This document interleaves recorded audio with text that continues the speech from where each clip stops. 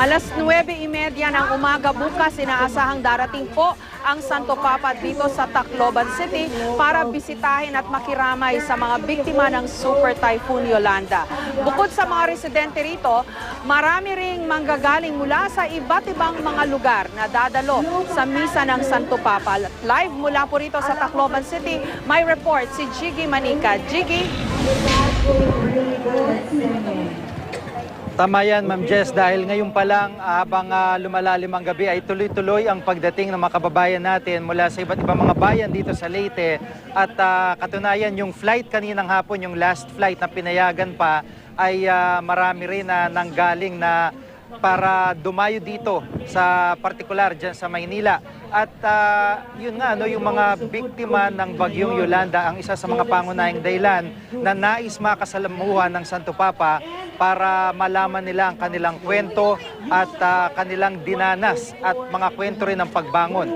At itong si Pope Francis po ang magsisilbing inspirasyon para sa kanila. Narito po aking report. Ilang oras mula ngayon, mga taga-Tacloban naman ang sasalubong sa Santo Papa. Kung gaano kaorganisang ginawang paghahanda sa Maynila, tiniyak ng kapulisan at simbahan na ito rin ang mangyayari sa Tacloban. Ang libu-libong pulis na nakatalaga sa seguridad, pinagpapahinga na muna. Madaling araw pala kasi bukas, pupwesto na sila sa kani-kanilang tatayuan. Habang mga bomb-sniffing dog, ipapakalat na sa paliparan. Nakaposte na rin ang mga barikada at tinakpan ang mga butas sa daan para hindi makadisgrasya sa mga magtutungong manonood ng Papal Parade. Ang mismong entablado naman na gagamitin sa misa na pinturahan na ng pula, beige o light yellow gold. Handa na rin pati ang mga upuan. The inspiration that the Holy Father will give us should translate into a deeper commitment to the faith, no? Deeper commitment to the apostolate and to the ministry, to God's mercy and compassion, no? Ito naman ang naka-Filipina ng imahe ng Immaculate Conception na alay raw ng mga Leyteño kay Pope Francis. Gawa ito sa kapirasong kahoy na galing pa sa bumagsak na bubungan ng Palo Cathedral ng bagyong Yolanda.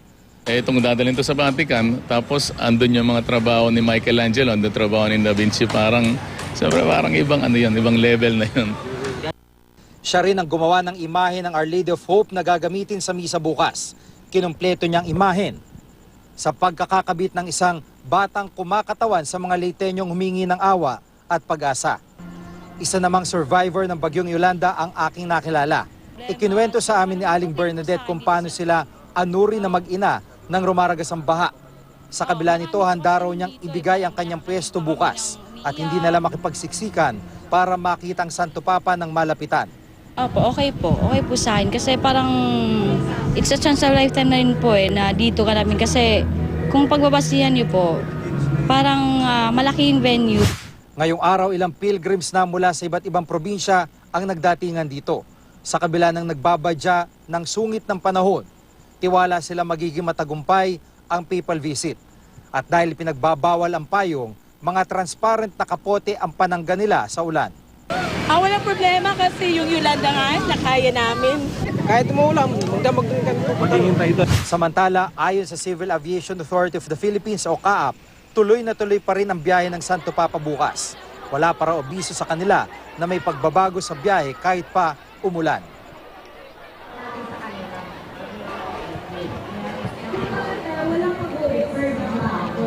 At sa ngayon nga po ay tuloy-tuloy pa rin yung pag-iensayo dito ng mga choir, yung mga kababayan natin na mula sa iba't ibang panig ng Leyte ay tuloy-tuloy din ang pagdating dito at nakikibahagi po dito sa mga pagpapractice. Yung mga last-minute instructions ay ibinabahagi po sa kanila at nakapwesto na sila doon sa mga tinatawag na quadrants. Parang nakalugar sila kung saan sila pupwesto bukas para sa misa, Ma'am Jess. Wala nang tulugan dyan, no, Jiggy? Mukhang pumupwesto na yung mga nanggaling, yung mga pilgrims na tinatawag nila, nanggaling sa malalayong mga lugar. Nakapwesto na sila sa kanilang mga quadrants. nire-remind lang natin. Yun nga, no, at nakakatuwa na yung sinisigaw ng mga MC dito, talagang walang tulugan. Maaring wala nang tulugan kasi sa panig naman nung natin sa media, yung mga ID natin, bandang 2 AM pa nila, kumbaga parang i-clear for talagang accreditation kung saan yung pupwesto, doon lamang makakalugar itong mga miyembro ng media. So, ganun din po itong mga pilgrims na naririto, dito na sila kumakain. May mga tubig na provision, may mga pre-provide na tubig para sa kanila at ang mga pulis dito ay tuloy-tuloy na rin sa pagbabantay. So, nakikita natin talagang wala nang tulugan lahat ng mga tao dito kung saan po magmimisa ang Santo Papa. Ma'am Jess. Maraming salamat sa iyo, Jiggy Manikat.